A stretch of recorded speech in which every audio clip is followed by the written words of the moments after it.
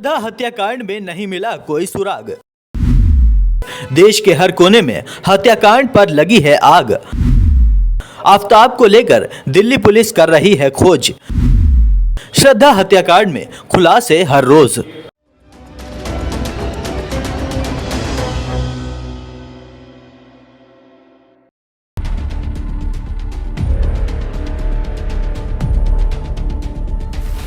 श्रद्धा हत्याकांड अभी भी पहेली, ना सिर मिला ना आरी।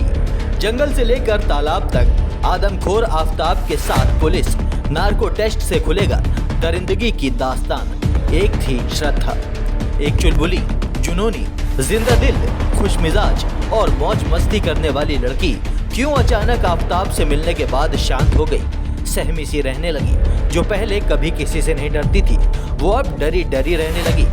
ऐसा क्या अचानक हुआ कि आफताब की दोस्ती ने उसे इतना कमजोर बना दिया कि वो उसके इस प्यार के चंगुल से बच ना सकी।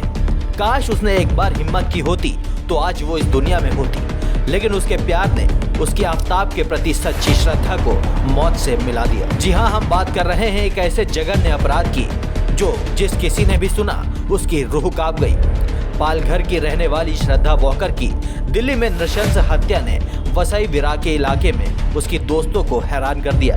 इसमें उसके कॉलेज के दोस्त भी शामिल हैं। ये लोग पिछले 2 दिनों से दबी जुबान में इस जिंदा दिल लड़की की दर्दनाक मौत की चर्चा कर रहे हैं। ऐसी ही एक करीबी और साथ पढ़ने वाली दोस्त शारदा जायसवाल बताती हैं कि कैसे कुछ साल पहले उनके कई दोस्त श्रद्धा को पूरी तरह से गंजा देख बौछक्के रह गए थे। शारदा ने कहा कि उसे अपना सिर मुंडवा लिया था, शायद डिप्रेशन के कारण या अपनी मां की मृत्यु के बाद। हालांकि सटीक कारणों को कोई नहीं जानता। उसने कहा कि अधिकांश दोस्त इससे चौंक गए थे क्योंकि श्रद्धा अपने बालों को लेकर बहुत जुनूनी थी, लेकिन बाद में उसने केवल छोटा बाल जैसा हेयर स्टाइल रखा। देश भर में हर तरफ श्रद्धा हत्याकांड की ही चर्चा चल रही है। बॉयफ्रेंड आफताब आमीन ने श्रद्धा की हत्या कर उसकी लाश के 35 टुकड़े किए, फिर करीब 18 दिन में उन्हें छतरपुर के जंगलों में फेंकता रहा। श्रद्धा की लाश के टुकड़ों को सड़ने और बदबू फैलने से बचाने के लिए उसने एक नया फ्रिज भी खरीदा था।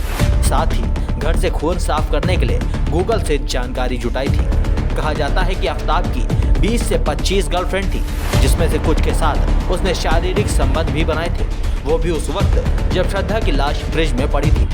वो रोज श्रद्धा के सिर को निहारता था और फिर हर रोज एक टुकड़ा जंगल में जा फेंकता था।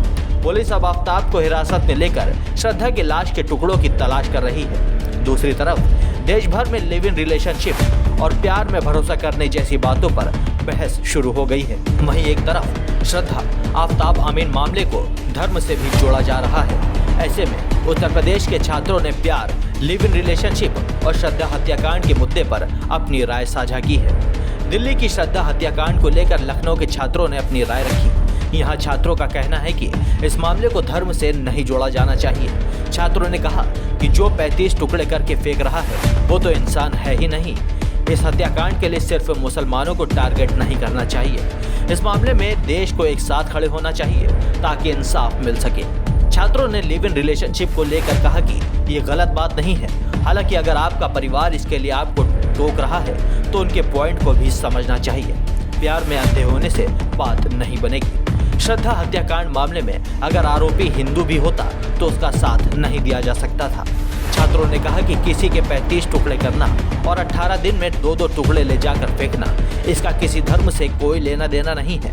ऐसे मामले में सरकार को ऑन द स्पॉट फैसला लेना चाहिए।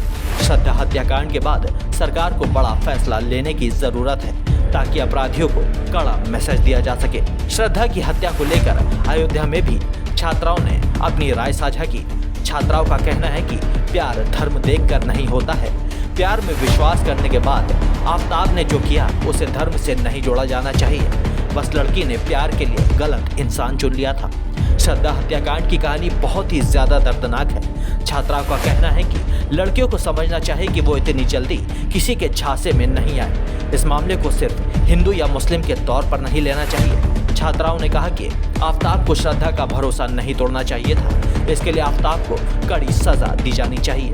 वहीं कुछ छात्राओं ने कहा कि माँ बाप हमारे लिए सही फैसला लेते हैं, कम से कम उनसे बात करें। वहीं एक और छात्रा ने कहा कि इस तरह की वारदात को अंजाम देना एक नॉर्मल इंसान होने की निशानी नहीं है, जरूर उसे दिमागी बीमारी होगी। नॉर्मल लोग बात करते हैं, इस तरह की वारदात को अंजाम नहीं देते। ब्यूरो रिपोर्ट, भारत आज, पंचकुला।